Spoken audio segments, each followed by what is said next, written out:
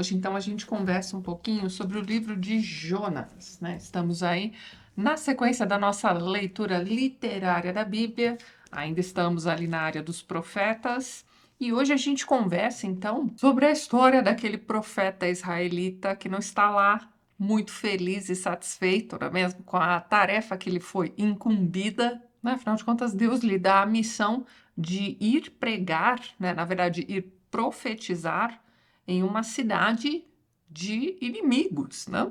E ele tenta de todas as formas escapar dessa incumbência, não consegue, obviamente. Vai lá, faz o que precisa ser feito e fica injuriado com Deus quando ele se compadece e mostra misericórdia para com aquele povo pecador. Quando ele se compadece e mostra misericórdia para com aquele povo pecador agora arrependido. Assim, ele também passa uns dias no ventre da baleia, né? Na verdade, a baleia não é mencionada aqui neste livro, né? É apenas um peixe muito grande. Mas é isso, hoje a gente conversa sobre o livro de Jonas, nascido em uma aldeia na Galileia e que deve ter vivido ali provavelmente lá pelo século 8 antes de Cristo, ou seja, um período de bastante prosperidade para Israel. Este é um livro curto, né? Ele tem apenas 4 capítulos e ele é meio que dividido em 2 partes. Na primeira, nós temos o Senhor dirigindo a palavra a Jonas, e aí nós temos o seguinte, olha só.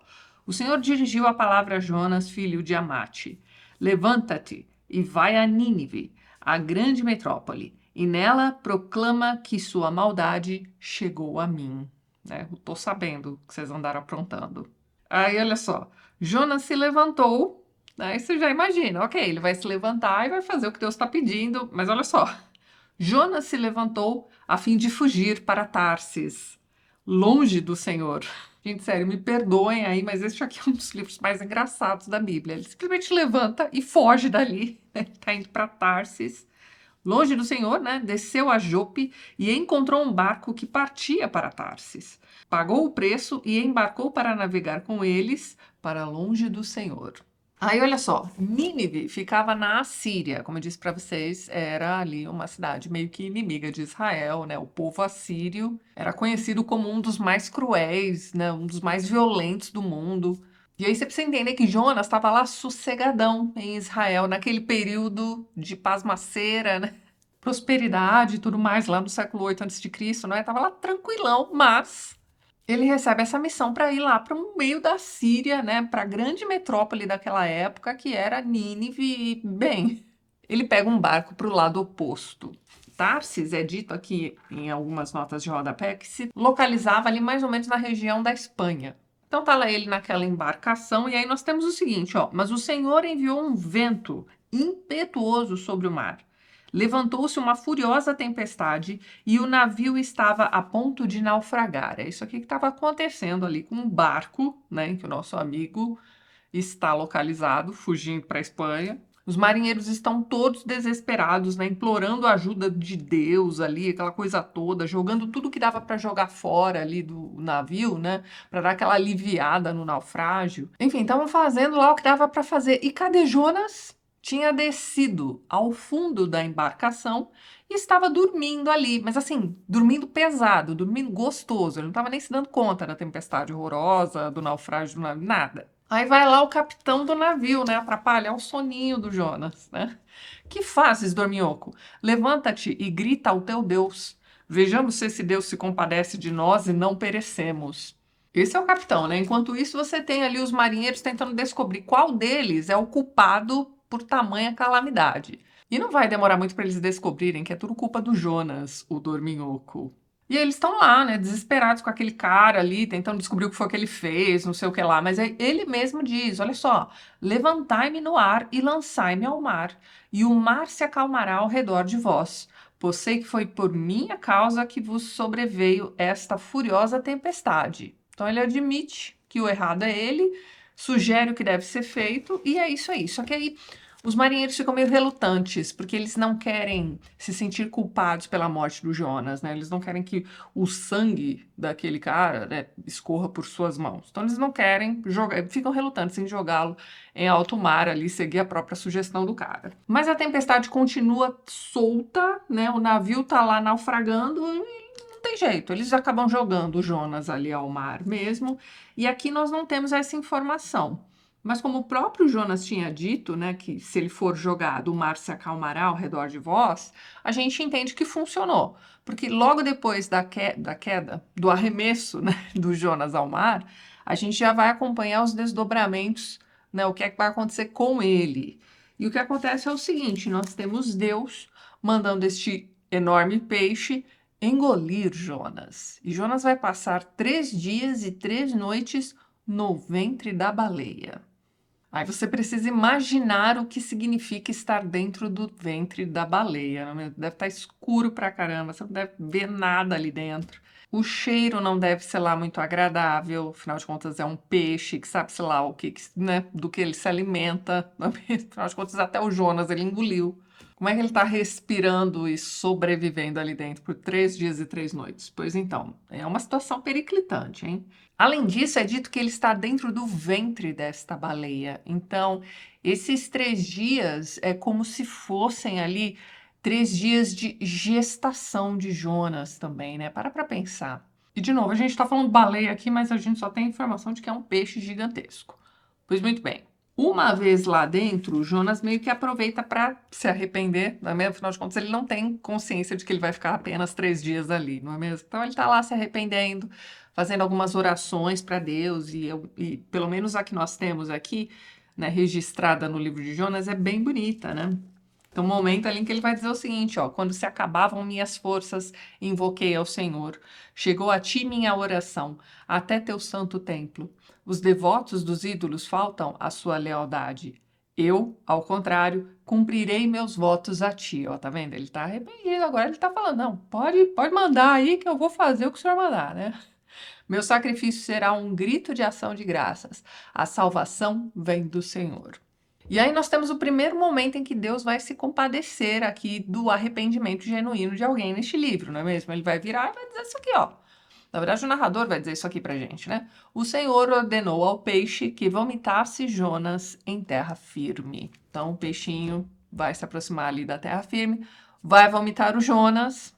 Pense aí neste segundo nascimento de Jonas, nesta situação toda, enfim. Pelo menos ele está em terra firme, são e salvo e perdoado por Deus, não é mesmo? Então tá tudo certo. Aqui começa a segunda parte do livro, com o Jonas arrependido e pronto para fazer seja lá o que Deus mandar. E aí Deus vai fazer o quê? Vai relembrá-lo de sua missão original. É isso que ele tem que fazer. Levanta-te e vai a Nínive, a grande metrópole, e anuncia o que eu te disser. Aqui a gente entende que Deus está pedindo para que ele repita exatamente o que ele disser, não é mesmo? E aí o que ele vai dizer é isso aqui. Dentro de 40 dias, Nínive será arrasada. Essa é a mensagem. É bem curta mesmo, é só isso aqui que ele precisa transmitir para esse povo, mas ele precisa percorrer esta cidade. Como já foi dito aqui no vídeo, tratava-se de uma grande metrópole. Ele leva 3 dias percorrendo a cidade todinha, repetindo esta frase. Olha o número 3 aí de novo, hein? Ele passou 3 dias e 3 noites dentro do ventre da baleia, agora ele está passando 3 dias andando por Nínive e repetindo a mensagem do Senhor. E é praticamente só isso mesmo que ele precisa fazer. E super dá certo. Todos os moradores de Nínive se arrependem. Olha só, os ninivitas creram em Deus, proclamaram um jejum e se vestiram de pano de saco, pequenos e grandes. Quando a mensagem chegou ao rei de Nínive, ele se levantou do trono, tirou o manto, né? Geralmente quando há notícia de que temos aí um profeta, né, falando contra os pecados do povo, não sei o que lá, quando isso chega aos ouvidos do Deus, olha só, do rei, geralmente estes reis ficam pés da vida, né? Geralmente eles chamam os profetas ali, ou nem querem saber, simplesmente mandam prender e pronto. Este rei aqui, olha só, se levantou do trono, tirou o manto, vestiu-se de pano de saco, né? Olha a humildade aí também é aquele, né, tipo de. Só faltou jogar cinzas na cabeça, né? Para representar ali o sofrimento dos funerais e tudo mais, né? Mas enfim. Ele também se veste de pano de saco, sentou-se no pó, ah lá, ele se senta no pó, e mandou o mensageiro proclamar em Nínive um decreto real e da corte. Então, olha lá. Homens e animais, vacas e ovelhas, não provem nada. Então, olha lá. Se cubram com pano de saco. Era preciso fazer um jejum, lembra? Invoquem fervorosamente a Deus. Cada qual se converta de sua má vida e de suas ações violentas. Então, além do povo ter se arrependido, agora tem um decreto também, olha só. Cumpram isso daí, hein? Invoquem fervorosamente a Deus. Cada qual se converta de sua má vida e de suas ações violentas. Vamos ver se Deus se arrepende, cessa o incêndio de sua ira e não pereceremos. Então tá, aí veio Deus, viu a mudança no coração do povo de Nínive, todos convertidos e arrependidos genuinamente. E o que é que ele faz? Ele perdoa esse povo. Ele se arrepende daquela catástrofe toda que ele havia preparado para a cidade de Nínive e não executa nada daquilo. Então pronto, Deus perdoa Nínive. Estamos todos felizes? Todos menos Jonas. Olha isso aqui, ó. Jonas sentiu um desgosto enorme. Irritado, rezou ao Senhor nestes termos. Olha isso aqui, ó. Ah, Senhor, eu já dizia isso quando estava em minha terra. Por isso, me adiantei e fugi de Tarsis. Olha aí o real motivo da fuga, né? Da tentativa de fuga dele. Curiosamente, ele está tentando fugir de um Deus que é onisciente, Bom, enfim. Vamos lá. Porque sei que és um Deus compassivo e clemente, paciente e misericordioso, que te arrependes das ameaças. Pois bem, Senhor, tira minha vida. É melhor morrer que viver. Então, assim, a questão toda para ele era o seguinte: ele saiu lá da tranquilidade de Israel, naquele momento de pasmaceira que eu havia comentado com vocês, para ir até uma cidade inimiga. Então, ele correu risco, né? Fez ali o que Deus mandou. Então, ficou 3 dias andando lá, mandando aquela mensagem. O povo se arrependeu, ok. Mas, de certa forma, ele entende que aquilo foi uma perda de energia, porque ele já sabia que, no fim, Deus ia perdoar aquele povo mesmo e pronto. Então, de novo aqui, né? Nós não temos exatamente um favorito de Deus, mas nós temos um profeta meio que discordando das ações de Deus aqui, enfim. A questão é que agora Jonas quer morrer. Depois de todo esse esforço dele aqui, ele quer morrer. E aí Deus pergunta isso aqui para ele, ó. E vale a pena irritar-se? Aparentemente sim, não é mesmo? Bem, o que ele vai fazer? Ele vai sair da cidade de Nínive, mas ele vai ficar ali pertinho, né? Ele vai para sei lá, pro topo de uma montanha ou algo assim, arma uma barraca e fica ali observando a cidade de Nínive. Ele quer assistir de camarote o destino daquela cidade. Mas naquela época do ano estava fazendo um sol de rachar. Então Deus vai lá e faz surgir uma mamoeira. Então surge ali aquela plantinha de uma hora para outra que vai fazer sombra sobre Jonas. E Jonas ficou felizão com aquela mamoeira, né? Ele tá lá embaixo daquela sombra observando, né, amargo o destino de Nínive. Entenda que uma sombrinha naquela situação era sensacional, tá? Então ele tá, sei lá, apaixonado pela planta. Mas no dia seguinte, o que é que Deus faz? Manda um verme para aquela planta. E aquele verme vai acabar com a mamoeira do Jonas. Além disso, ele ainda manda um vento quente, né? Sabe aquele mormaço? Enfim. E Jonas está lá, indignado pela plantinha ter morrido e com aquele vento quente, aquela coisa horrorosa. Enfim, ele está lá, tipo, não acredito. Quero morrer de novo. E Deus lhe pergunta mais uma vez, olha só, e vale a pena irritar-se pela mamoeira? E Jonas ainda responde, ah, se vale, e mortalmente. E aí o Senhor responde, ó, tu tens compaixão de uma mamoeira que não te custou cultivá-la, que brota numa noite e na outra morre. E eu não vou ter compaixão de Nínive, a grande metrópole em que habitam mais de 120 mil homens, que não distinguem a direita da esquerda e muitíssimo gado? Então, assim, pense aí numa metrópole com 120 mil pessoas, né? 120 mil habitantes. Naquela época, ó, século 8 a.C., era uma cidade imensa. Você tinha o gado dessa cidade também ali. Então, assim, se a catástrofe viesse, mataria todos os animais e todas essas 120 mil pessoas. E ele está mostrando para o Jonas, olha só, você tem coragem de se compadecer aí da árvore, né, que durou de um dia para o outro, e não se compadece de todas essas vidas que seriam perdidas? Você vê que aqui neste livro Deus usa elementos da natureza para meio que convencer Jonas a fazer aquilo que precisa ser feito. Ou pelo menos para tentar abrir-lhe os olhos, né? Enfim. Aparentemente sim, é isso mesmo. Jonas se importava muito mais com aquela plantinha do que com as vidas das pessoas da cidade de Nínive. Mas depois dessa última fala de Deus aqui, o livro se encerra. Então a gente não sabe exatamente qual é o efeito, né, desse discurso de Deus para Jonas. A gente não sabe se no fim das contas a morte da planta teve o mesmo efeito, né, dos 3 dias no ventre da baleia. Eu diria que sim, né? Funcionou uma vez, por que não funcionaria mais uma vez, né? Pode muito bem ter funcionado de novo. Como o final do livro é abrupto, né, com a palavra de Deus ali e pronto, a gente só pode imaginar, né, e esperar que Jonas tenha virado para Deus e falar, é verdade, né? Não tinha pensado nisso ainda. E quando Deus diz aquilo ali, ó, 20 mil homens que não distinguem direita da esquerda, eram pessoas meio ignorantes. Talvez eles realmente estivessem pecando por ignorância, né? Enfim. Vamos dar uma olhadinha aqui no Guia Literário da Bíblia. O texto sobre Jonas aqui deste livro é muito bom. Espero que vocês tenham tido tempo de ler aí ao longo do mês para acompanhar a leitura aqui do livro de Jonas da Bíblia. Então vamos dar uma comentada boa aqui neste texto que foi escrito por James S. Ackerman. Então tá aqui, ó.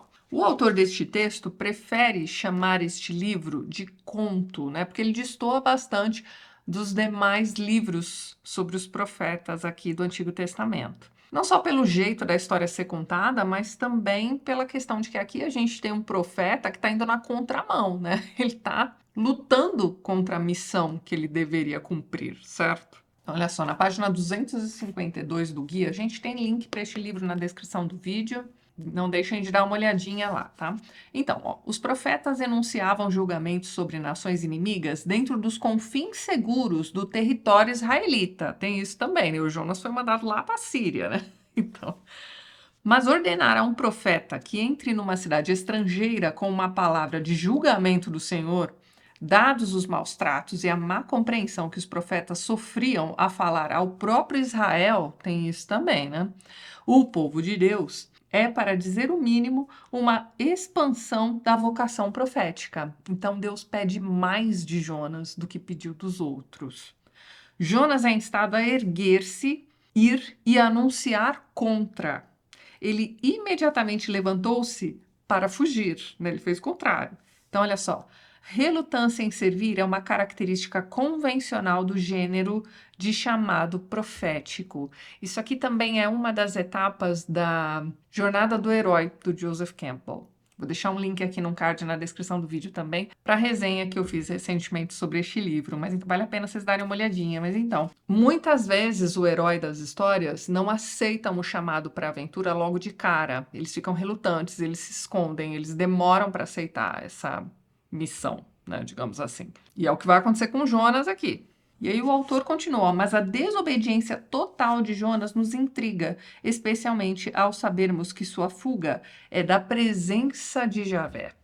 E sobre a escolha do lugar para onde ele está indo, né, para Tarsis, né, ele vai dizer o seguinte, ó, Tarsis fica em alguma parte do oeste distante e é um lugar onde Javé não é conhecido. Isso está escrito lá em Isaías também. Jonas, um servo fugitivo da soberania de seu amo, também vê Tarsis como um refúgio para além do domínio de Javé. É por isso que ele escolhe esse lugar, né? Vamos lá. A fuga de Jonas da presença de Javé é descrita como uma série de descidas. Olha que interessante. Ele desceu ao navio e ao fundo do navio. Depois ele deita e dorme profundamente, aquela coisa toda. Este último termo, mais uma vez, ecoou o padrão da descida, né? Profundamente, né? Das profundezas. A narrativa, portanto, parece estar descrevendo a fuga de Jonas da presença de Javé como uma descida ao mundo inferior.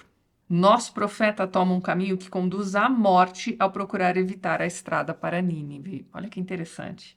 E aí nós temos também o retrato dos marinheiros daquele navio, né? Eles não eram exatamente israelitas, né? Eles tinham outros deuses também. Naquele momento em que eles estão clamando a Deus, eles estão clamando aos seus deuses.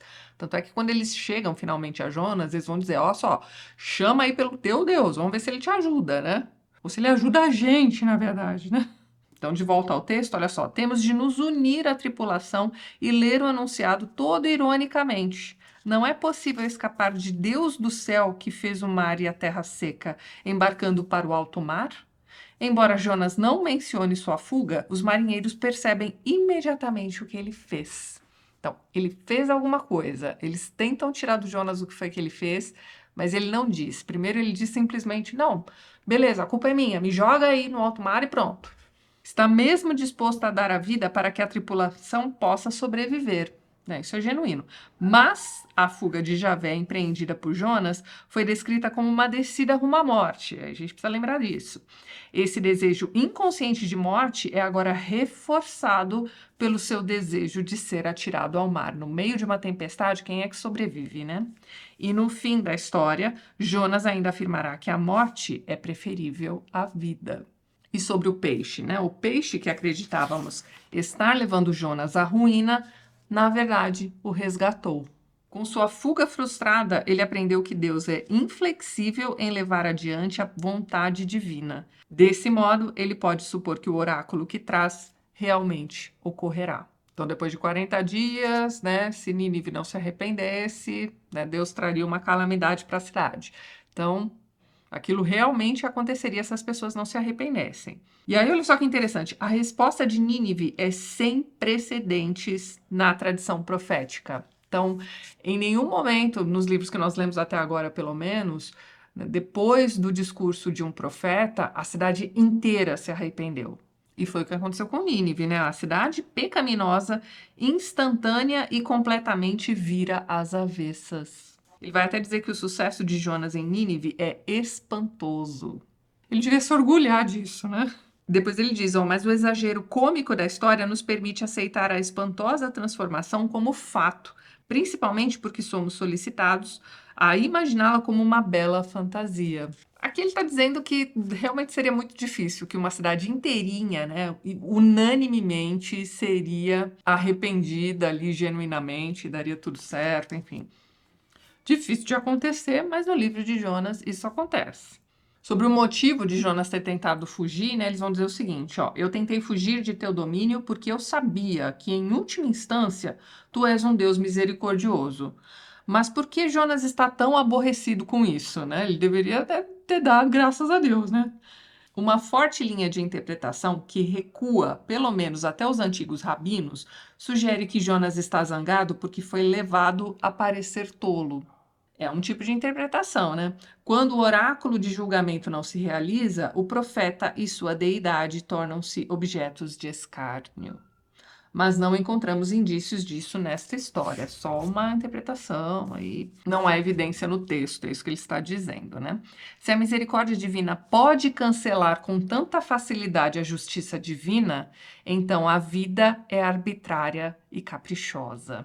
Então, nós temos aqui um tipo de problema teológico, na verdade, né? Aí é que tá. Para Jonas, né, o cancelamento aí da calamidade que estava prontinha para Nínive foi de uma hora para outra, né? Foi facilmente cancelada, não é mesmo? Então, pensando assim, né, seguindo a linha de raciocínio do Jonas, a vida é arbitrária e caprichosa. Vocês me digam aqui o que vocês acham a respeito desta afirmação aqui do texto, né? Vamos continuar. Mais para o final do texto, nós temos ali, a prece cantada nas entranhas do peixe fornece a chave para o gênero da história. O que parece ser um pedido de ajuda torna-se um cântico de ação de graças, tal como poderia ser cantado por um homem que descesse ao Sheol, né, ao inferno. Quando a piedade do cântico torna-se enjoativamente doce, né, e inadvertidamente perceptiva, a Javé pertence à salvação, o profeta é vomitado na terra firme quando está para alcançar o fundo do mar. É como se a doçura excessiva do cântico fizesse a baleia vomitar. Então ele vai dizer que esse tipo de texto que a gente encontra em Jonas se assemelha muito à sátira. E aí ele vai definir, olha só. Na sátira, encontramos eventos incongruentes, distorcidos, uma mistura de gêneros literários, uma imagem de violência no cerne da história, viagens a ambientes típicos e relativamente pouca ênfase no enredo e no desenvolvimento da personagem. Então, importa o que aconteceu, aquela sucessão de eventos, mais puxado assim para uma certa comicidade, mas que também vai passar uma mensagem interessante, né? Então, você tem ali, o autor de Jonas usou a ironia engenhosamente para nos distanciar do herói, ao mesmo tempo em que mantinha a história em sua estreita trilha entre a invectiva e a farsa. Então, no fim da história, né, no frigir dos ovos, né, o que importa é que a mensagem foi transmitida. Fica pra gente a ideia de que nem todos os profetas concordavam com aquilo que eles tinham de fazer, mas faziam mesmo assim. De um jeito ou de outro, acabaram entendendo a importância daquela missão e foram até lá cumpri-la. No caso do Jonas, relutantemente, não é mesmo? Mas no fim dá tudo certo. Então é isso, pessoal. Eu vou ficando por aqui e no mês que vem eu volto para a gente comentar um pouquinho sobre o livro de Miqueias. Esse já é um pouco mais longuinho, hein? Então não se esqueçam, hein? Na penúltima quarta-feira de julho, a gente tem um encontro marcado para conversar então sobre o próximo livro, certo? E é isso então, eu vou ficando por aqui, mas antes gostaria de mais uma vez agradecer a todos os apoiadores do canal. Vocês estão vendo os nomes deles aqui ao lado e na descrição do vídeo você encontra os links para os perfis literários do pessoal que apoia o TLT e que também produz conteúdo sobre livros aqui no YouTube e no Instagram. Caso você queira se tornar um apoiador do canal, já deixo aqui minha muito obrigada de coração. Dê uma olhadinha no primeiro link que eu vou deixar na descrição deste vídeo. E é isso então. A gente se vê nos próximos vídeos do canal. Um beijo grande e até mais.